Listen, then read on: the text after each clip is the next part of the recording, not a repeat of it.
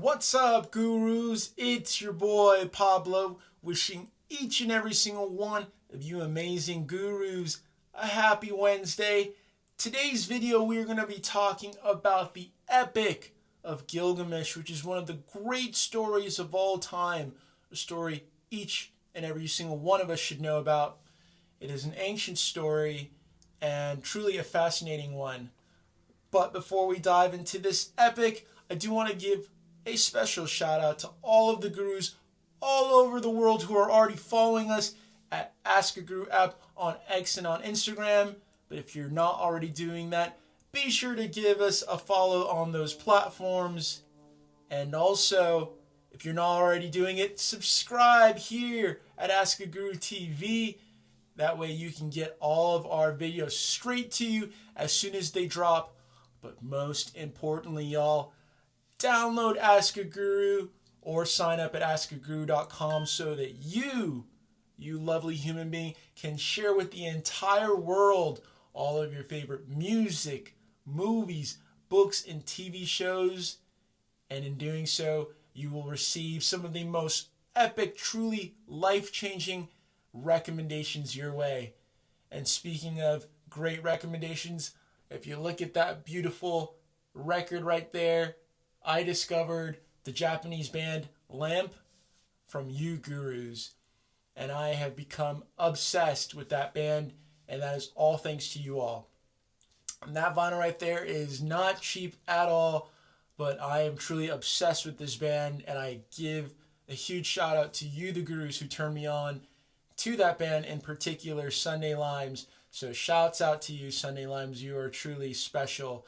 And this is what this platform is all about sharing what you love, allowing people the opportunity to discover great artists that we wouldn't discover otherwise. And so it's a beautiful thing that we're doing here. Truly, at AskAGuru, your taste is the world's next obsession. And speaking of obsession, this next story is about a man, a king of the Chaldeans, who was obsessed with immortality. And the story of Gilgamesh is one that is fascinating. Some people date it back to 2100 BC.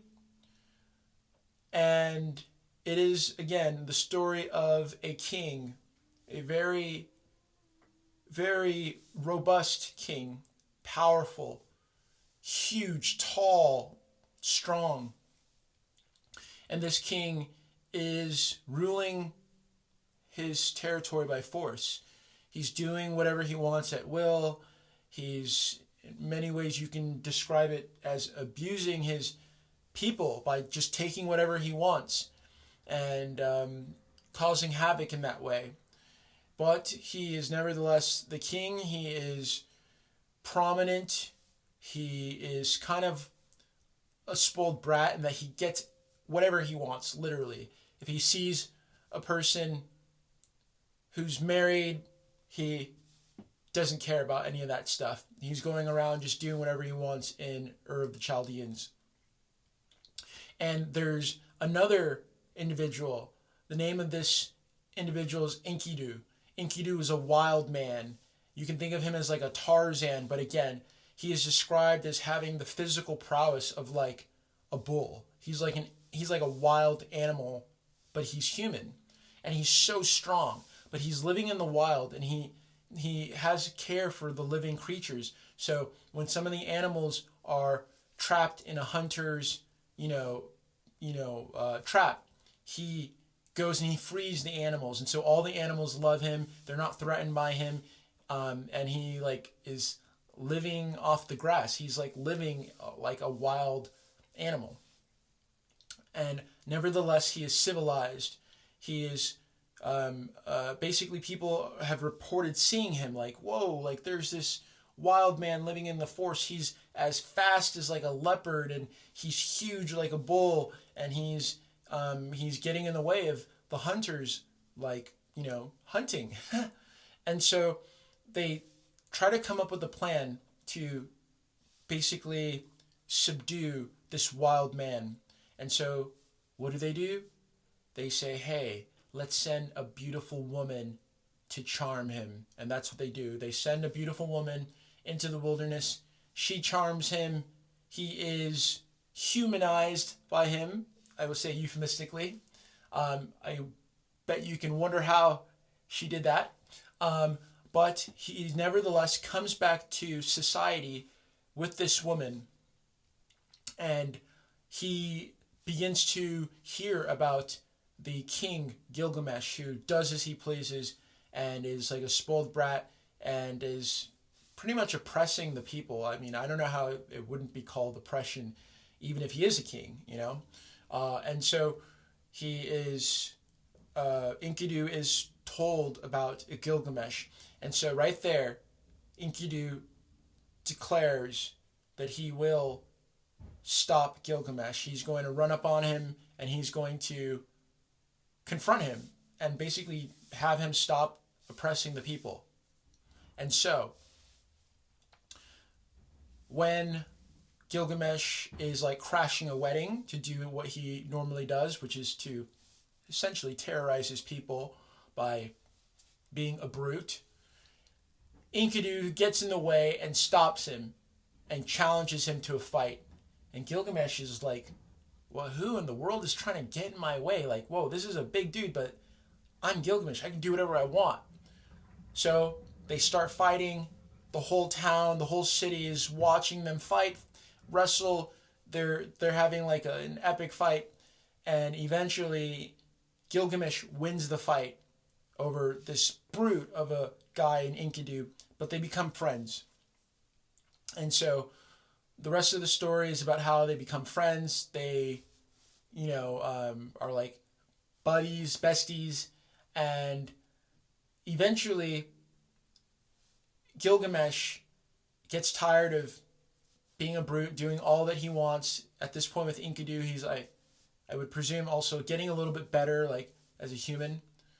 But Gilgamesh hears about a monster living in the forest that is Humaba, a fire-breathing, scary-looking monster in a deep forest.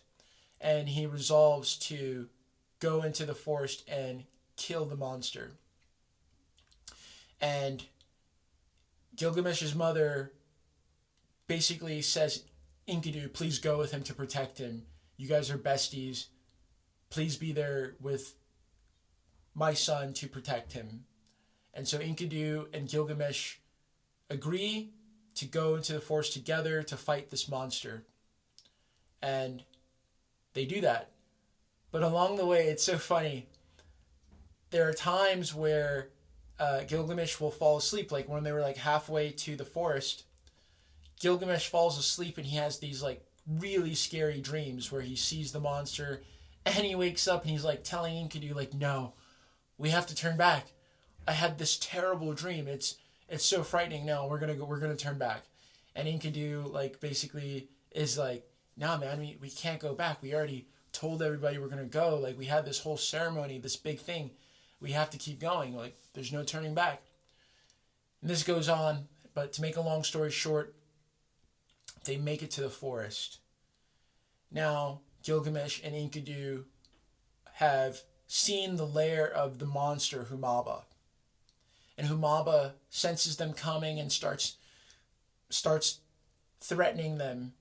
Like, hey, you who are coming, I know why you're here. You better turn back. You better leave now. And he's scaring them. Again, Gilgamesh and Enkidu, they have doubts. One after another, they go, we got to turn around. But at every single point, they get courage from one another. So Enkidu, when he wants to turn around, Gilgamesh is like, no, we can't go back. Then Gilgamesh gets tired and scared, and Enkidu says, no, we can't go back, we're right here. So they continuously feed off of each other's heroic energy until finally they confront the monster and the two heroes.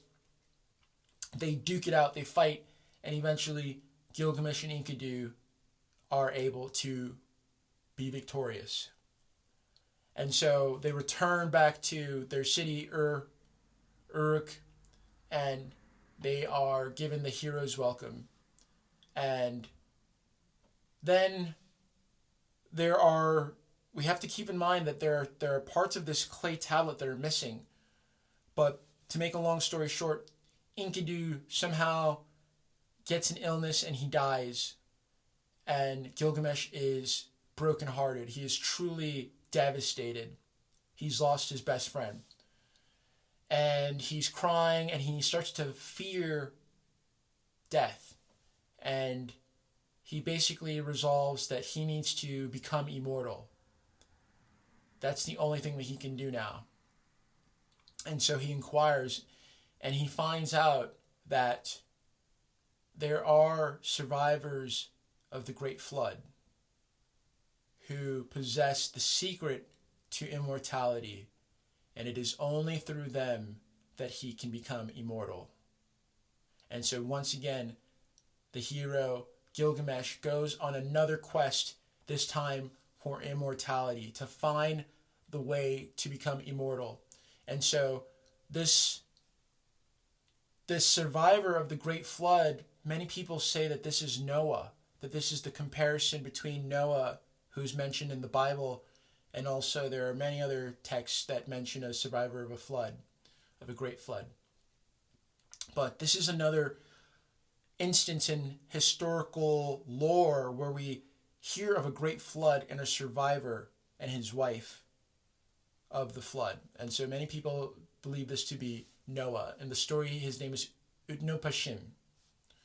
And so, again, Gilgamesh is able to trek and find this survivor who's living in like a remote island, hard to get to. But to make a long story short, he has the conversation with this Noah figure, this survivor of the flood. And the survivor of the flood, Utnapishtim, says, basically, like, what you're trying to do is impossible.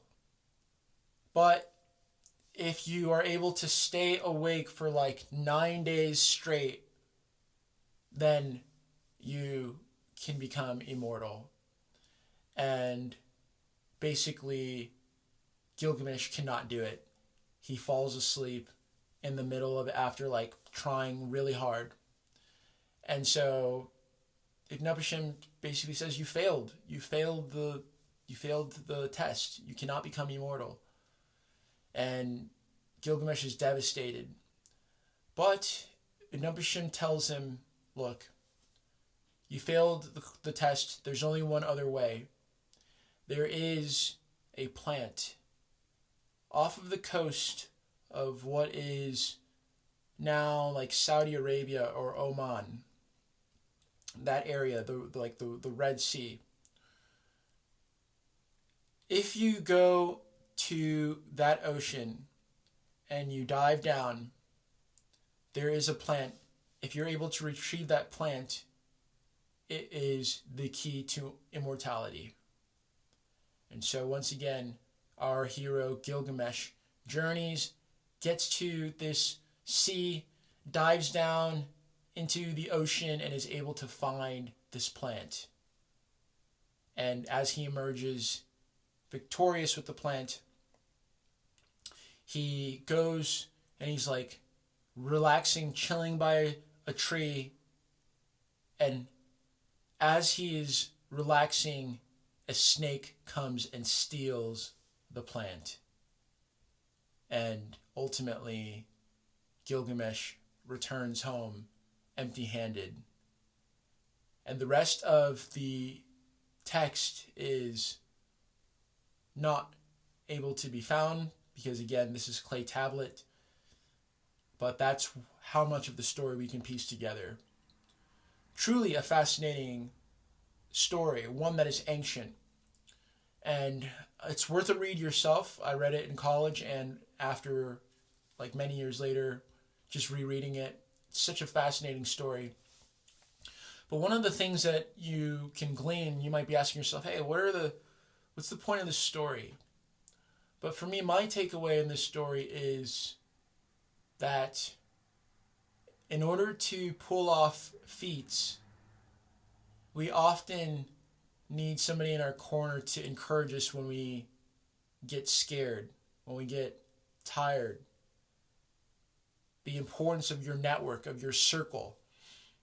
And we remember that Gilgamesh, when they are rolling up on Humaba, ready to fight him, they get scared. But it is one another that they are able to leverage in order to keep going and ultimately be successful. So the story that I have for you, gurus, is that it's important the company that you keep, because oftentimes when you don't feel like you can do it, it is the people around you who can help you and give you that support that helps you pull it off. And so, gurus, we have support in one another. We are here to share the art that we love with one another to benefit. Hopefully these stories encourage you the way our hero Gilgamesh was encouraged by Enkidu. And also, if we can benefit from one another by sharing great music, movies, books, TV shows to help one another in life, that's what this community is all about. All about sharing the classics, sharing great art, and celebrating and being there for one another to be our best selves. And great things are happening on the platform. Just yesterday, another great book was posted on the platform from Quant Trades, a very great guru. Shouts out to Quant Trades.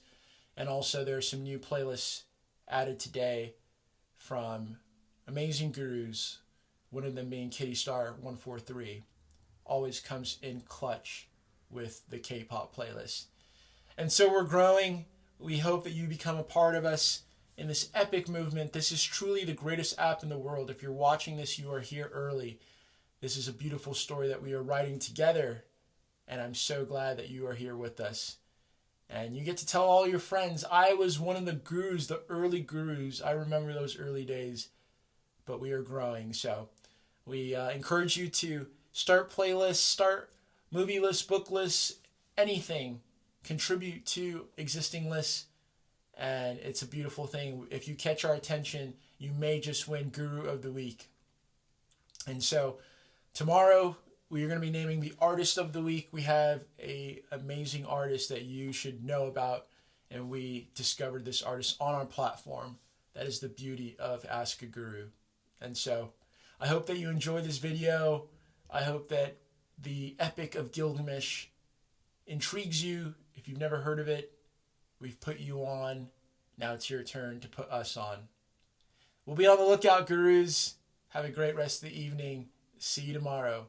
Peace.